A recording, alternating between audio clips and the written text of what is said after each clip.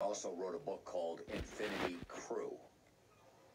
He wrote a screenplay called Infinity Crew, if I get it right. Anyways, he spent some time in jail. It goes back to the 90s. But better to tell the story than me would be he himself, which is Anthony Bucci. And Anthony, thank you very much for coming on this morning. Thank you. I'm honored to be here, gentlemen. Good morning, Anthony.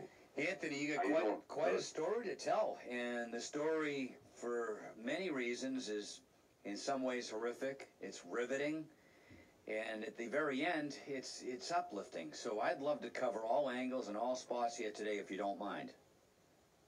I'd love to. Okay, so maybe at the top here, you can tell our listeners here at Gary Levitt and Friends on WMEX, what happened to you? How did it all start? Okay, first, I want to thank all my people, because I sent a couple shout-outs on Facebook and Instagram for being here and taking the time to support me. Sure. Absolutely. I wanted to, because I appreciate all my Facebook friends and Instagram friends, and I wanted to show them respect. Thank you, guys. Was there anybody in particular, like your cousin? My mom, my children. I got 4 kids, my grandchildren. Wow. All my friends, my girl, everybody. How old are you, Anthony? You never ask a guy that. You're not a chick. I'm 58. Yeah, we're compadres, my friend. Keith, I'm going to show you a picture of Anthony before. You know, he's a big, look at a handsome bugger, huh? Yeah. Look at him. He's like Clark Kent. You got muscles around there? I don't know. You don't want. Yeah, you look like 2 different things there, right there. Huh, Anthony? Got the. Before and after, bro. Yeah, looking good, buddy. Looking good. All right. All right. So go ahead. Start where it all started. The beginning, I guess you could say. Go ahead. Early life. Okay, I was born into a second-generation Italian home. Yeah. My dad was a drinker, so was, first of all, I was born in the North End, and we moved to Medford. My dad was a manager at the Intermission Lounge in Boston. Yeah. He was a heavy drinker, and he was like a real nasty drunk. Wow. So he was a very violent man, mentally abusive, physically abusive. My mom took us out of that situation when I was 5. We had a state police escort actually take us out of there. It was so bad. Yeah. Wow. My mom was my hero. She worked 3 jobs to support us. So I was running the streets at a young age. Self-proclaimed architect of the streets. Huh. Things were tough, so hustling was all I knew. And I was a product of my environment. Right. It's just the way it was. What would you, if you had a message that you'd like to send out there to the younger generation, what would be that message, Anthony? I'd love to, actually, because that's my thing. On Facebook and Instagram, I always offer to help people, and sometimes I hear from younger kids, and it's good. My message for anybody in the younger generation or any generation is there's 2 ways to live, the street way or the right way. Don't get me wrong, I had a lot of good times, and I met a lot of amazing men, and I've been blessed, but when you get into the lure of easy money, in the long run, you'll lose every time. Yeah. It's just, look at me, for example. I spent 19 out of 23 years in prison before getting out last year. Last year? Kid. Yeah, I got out last October 7th. Yeah. Been out 1 year. So kids, and actually anyone, the right way may take longer to succeed, but longevity and freedom, being with your family and friends and loved ones is everything. Yeah. Remember, we're not perfect, but we can always strive to be better. That's great. So that's my message to anybody out there. And that is a great message.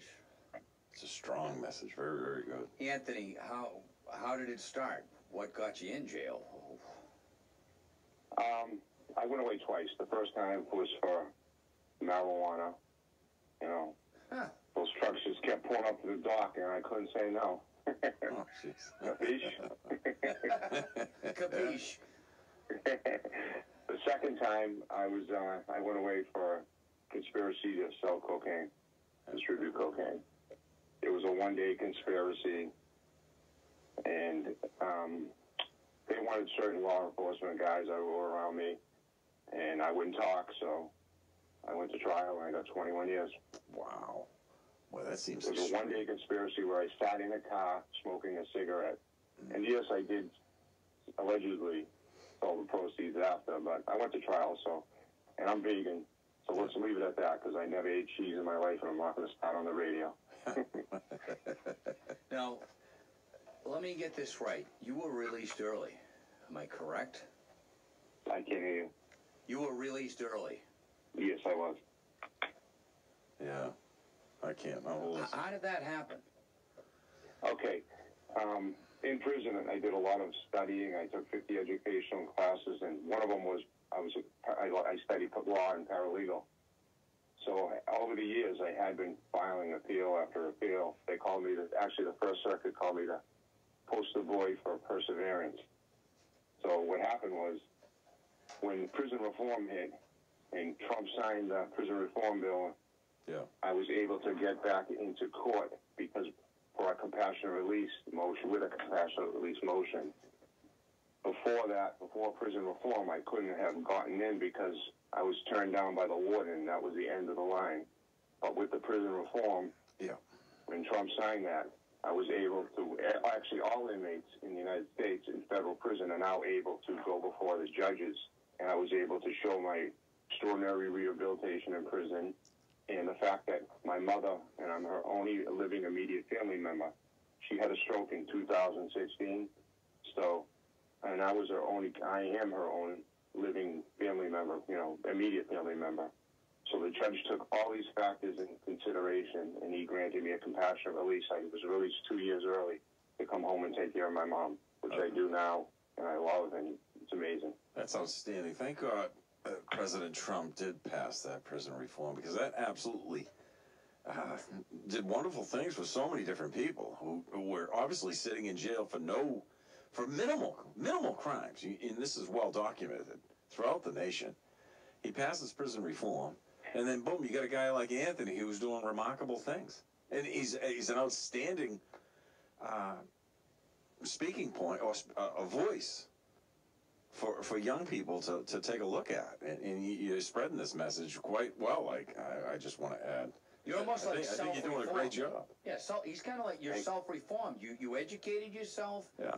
And you knew what you had to do. Well, prison reform was needed. For a long time, prison reform was needed. And thank God it came along when it did, because it allowed for this. And this is fantastic.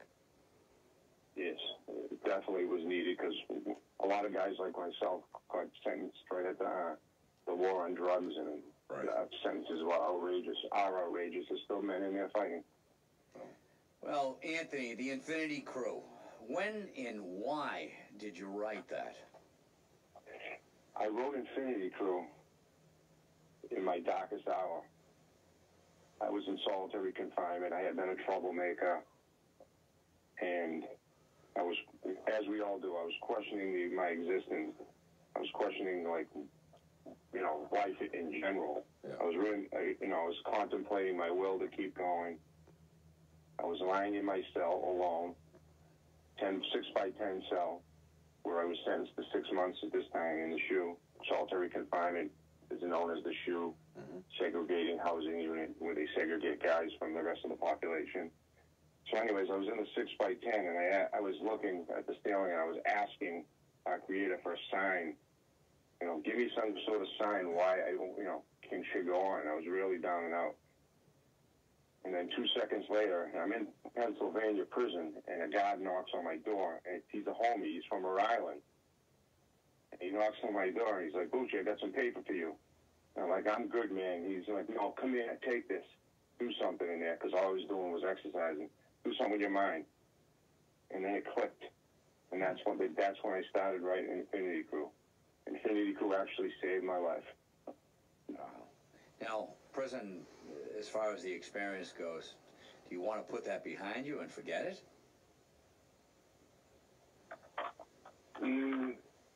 No. I was going to say the standard, but, the truth is, prison was an experience I always want to remember. Prison actually defined me, changed me, and made me who I am today. Wow. The first time I was away, I got 41 months, and to me, that was just like a slap on the wrist. It was like a joke. But the harsh reality when you sit there for 21 years is you micromanage, you go over every little thing you did in your life and all your mistakes. Believe me, I had time to do that. Yeah. So I learned a lot. I went from street thug to a compassionate man. Compassion is now my strength. Like I said before, I took over 50 educational classes. I educated myself. I volunteered and took care of sick and terminally ill inmates. Some really good guys, that got sentences like myself. Like I can remember one guy vividly, this guy Clark from West Virginia. I took care of him until 2 days before he died. And he was only there on 1,000 Oxycontins. And he got 20 years. Oh, my God. He already had 12 in. He should have been home. But he died in a prison alone. It was really sad. I was also a dog handler. I trained service dogs for the handicapped in the special needs program in Massachusetts, actually, when I was at Fort Devens. It's called NEEDS. Yeah. I studied the law. I personally wrote the motion that changed the criteria for compassionate release in the entire United States. Then the court appointed me a great pro bono lawyer. Her name was Allison Corey. She came aboard. She rewrote my motion. She argued it. And that's the motion I won that got me home. So I'm proud of that because other guys in other prisons and dozens of men have now come home and are using my case right now to get home to take care of their parent. Before me, you could only come home if there was nobody else alive, and your wife died, let's say, and take care of your child. Or your wife had nobody, no family, and you went home to take care of her. Yeah. I made it so you could go home to take care of your parents. I broadened the whole scheme of compassionate release.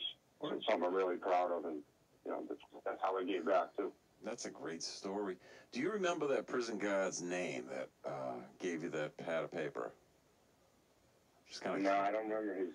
Yes. No, because I used to call him Rhode Island. Rhode Island. So I'm thinking, just in essence, that gentleman who did that. I mean, he just basically he started it. He got the ball rolling. That one gesture, and then boom, you took it. And look at what you did with this. This is an amazing story. You've actually altered the course, not just of your own life, but so many others around you because of that one moment. And every day I'm striving to do it, to be better and do the same thing. Tremendous story, Anthony. Really remarkable. Many people would say that's kind of a spiritual experience that took place. I'm uplifted just listening to it right now. Just the fact that he handed you the paper and the pencil and the pen, for all intents and purposes, it could have been right from heaven. Just think about that journey that Anthony was on. I mean, we're talking about... It was my spiritual awakening. Yeah. And you're stuck in a room, you're isolated, and all you got is isometrics or writing. And you did both, and then you just took with it, and boom, you got a book. Yeah. And the size of your arms there, and the way you articulate here on the radio station, you do both very, very well.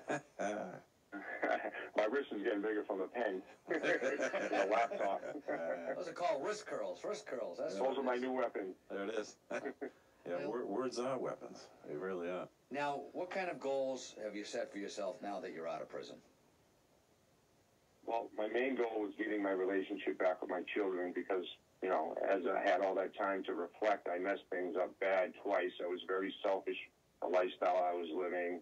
I was living the fast lane, and I was thinking, because I was, like I said, I was brought up that way, that, as long as I was providing with my family, for my kids and my family, I was doing the right thing. But the right thing would have been taking more time for my kids as they were growing up, spending time with them.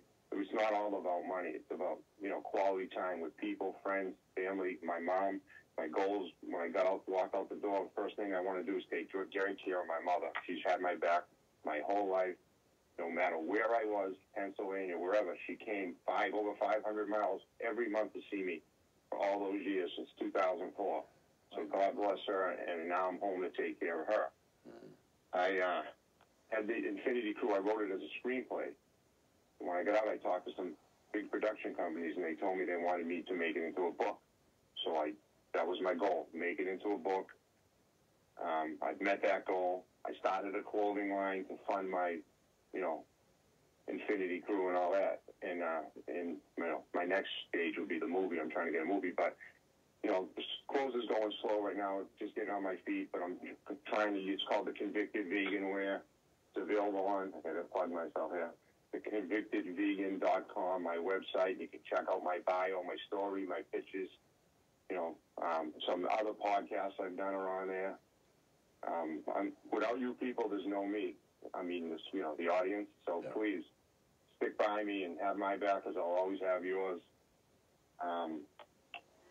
Like I said, I did it to fund my book, so, you know, I'm just moving forward, taking one day at a time, trying to live a nice, compassionate, cruelty-free, animal-free life.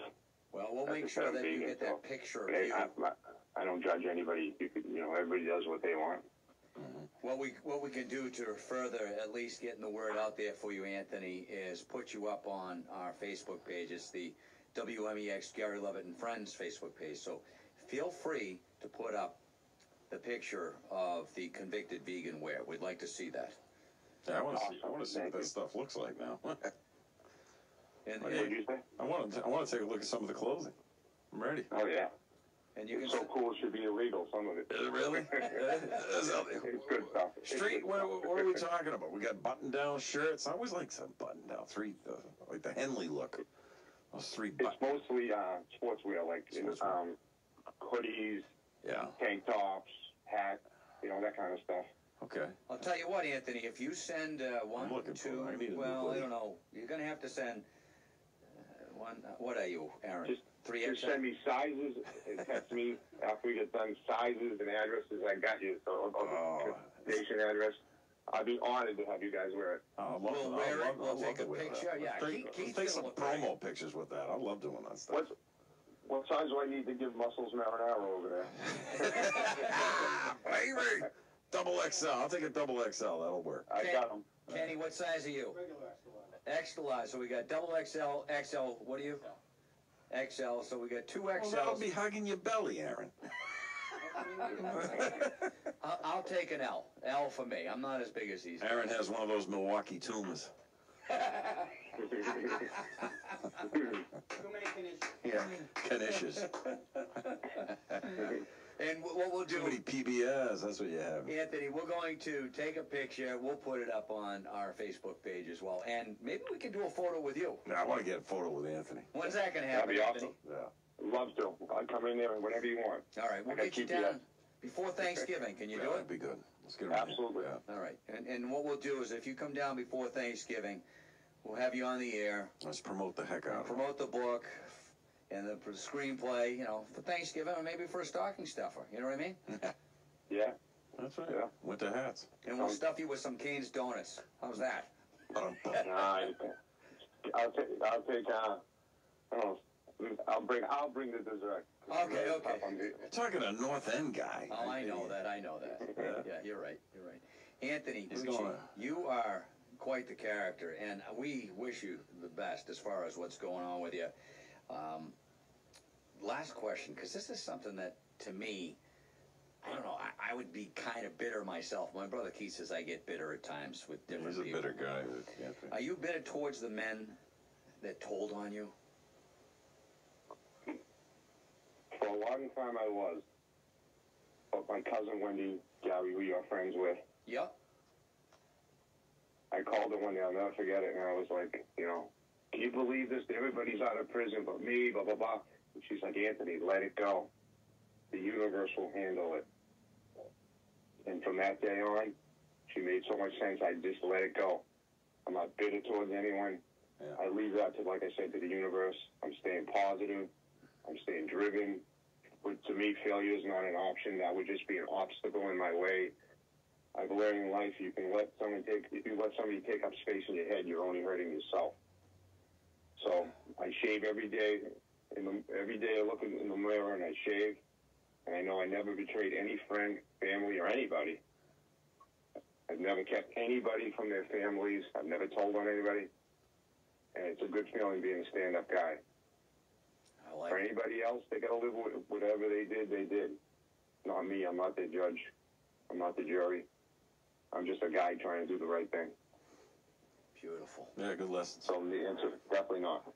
All right, well, while you were talking to us, I got texted up the yin-yang here, and this is by people that were offering their services. Obviously, when we do the photo shoot, that's going to be done by Dave Buzzi, a good friend of ours.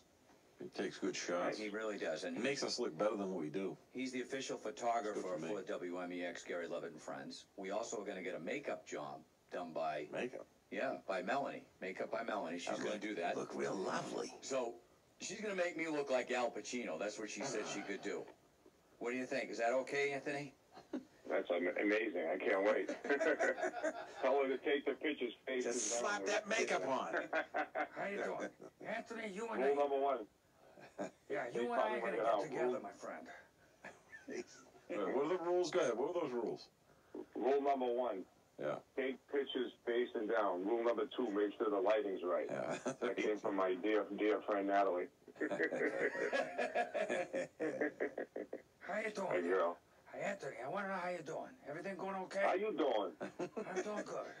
I love this combo. This is the good stuff. Anthony, Can I plug my movie? yeah, Read my book? yeah, no, hold on. No, let him. The only way you get to plug your movie is if you have me as the leading character. Good. Plug that book. I was going to ask you, actually. You saved me that time. Love to have you as one of my characters. Anthony Bucci, Infinity Crew, the convicted vegan. Hoo-wah! Yeah. Go ahead, Anthony. Plug that book and plug the movie, because we'd love to hear it.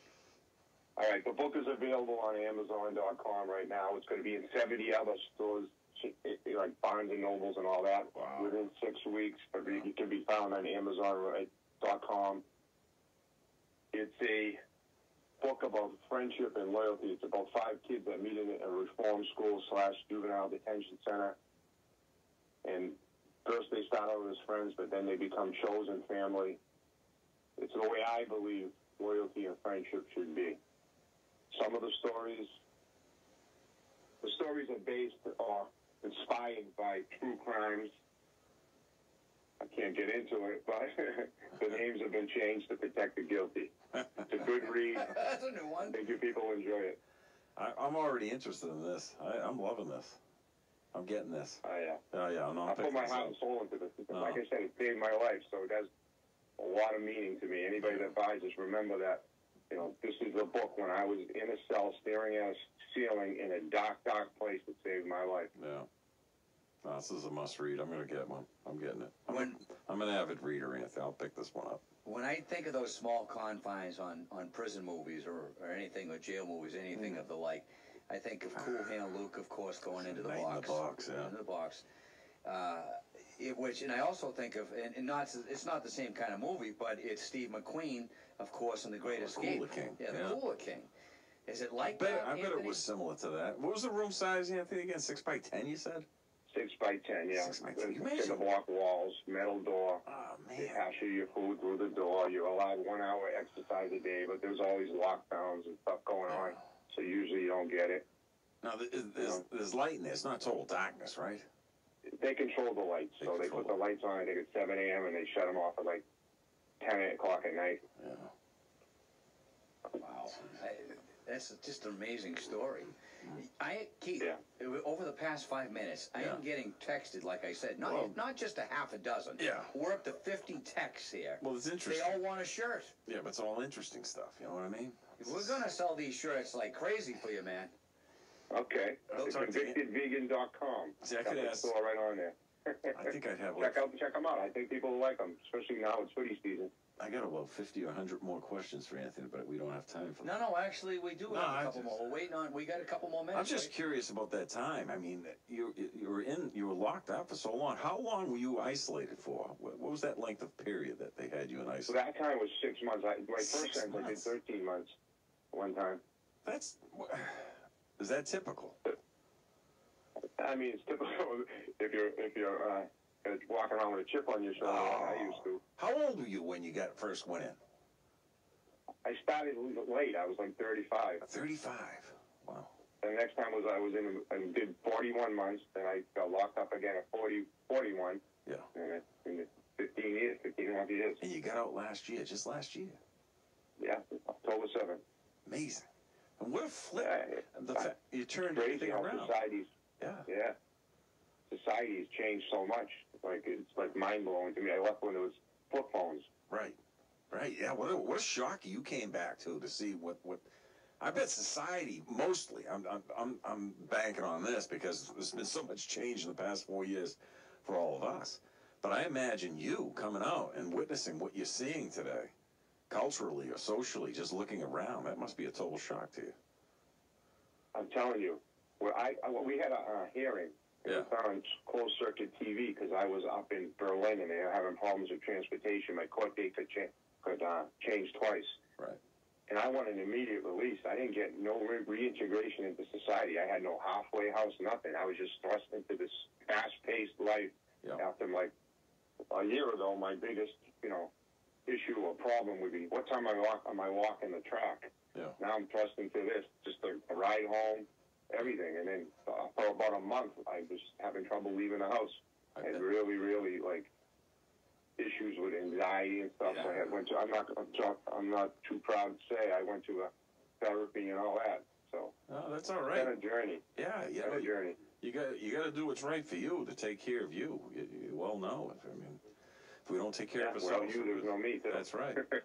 No, that's the thing. I think most for you. I thought obviously living for that duration like you were incarcerated, and then being exposed to this change, which we've all gone through, but you didn't get any preview of it. You just kind of dropped in, and it's like, wow, it must have been mind-boggling. That's all. You're regimented in there, like 4 o'clock count, midnight count. Yeah. You hear the keys. So now you come out here and like when it's near 4 o'clock when I first got out, I'd be like bugging out, like, where's the guard?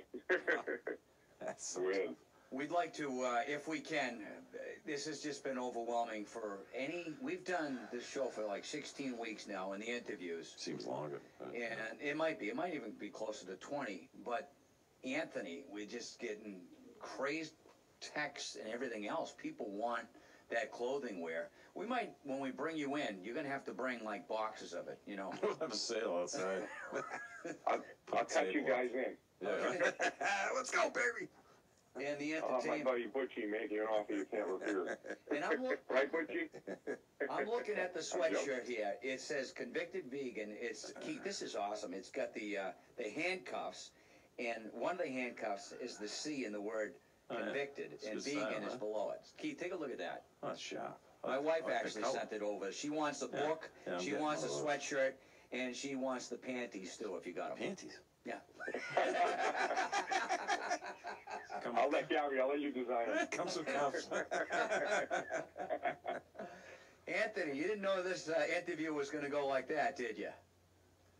No, but I'm having fun. Because it's not an interview. This is a Gary, conversation. it always goes perverted at some point. No, I didn't mean that way. I mean, just you're now a friend. You're one of the friends. He is a friend. How's that? I like Anthony a lot.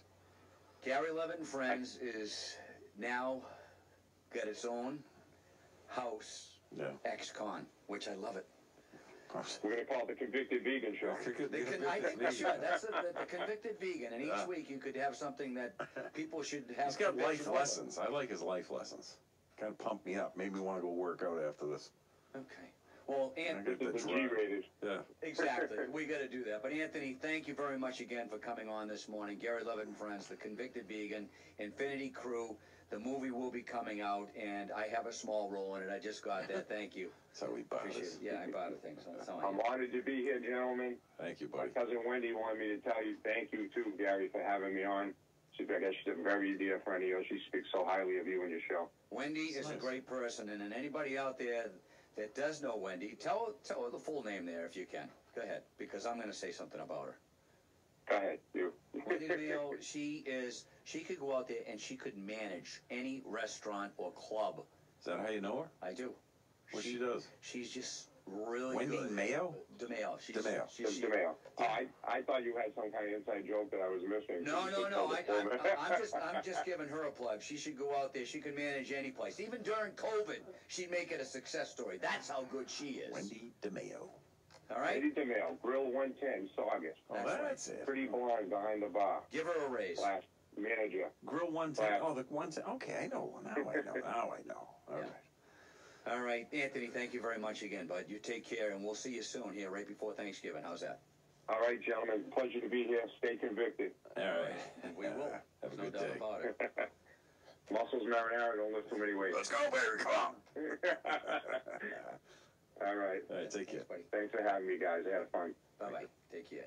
Bye. That's Anthony Bucci, and appropriately enough, don't stop believing. This song made a comeback at the last episode of Sopranos. Like, this song was kind of done. Yeah. In my mind. You remember? And then it was Tony's daughter trying to park the car. They're inside a little eatery in Jersey having some onion rings. I love that show. I watch it more now. And then the screen went black at the end. And I thought someone pulled a cable on me. I didn't realize that they did that on purpose. I missed that show. Now my favorite part of this song is coming up because Glenn Quagmire from Family Guy did his own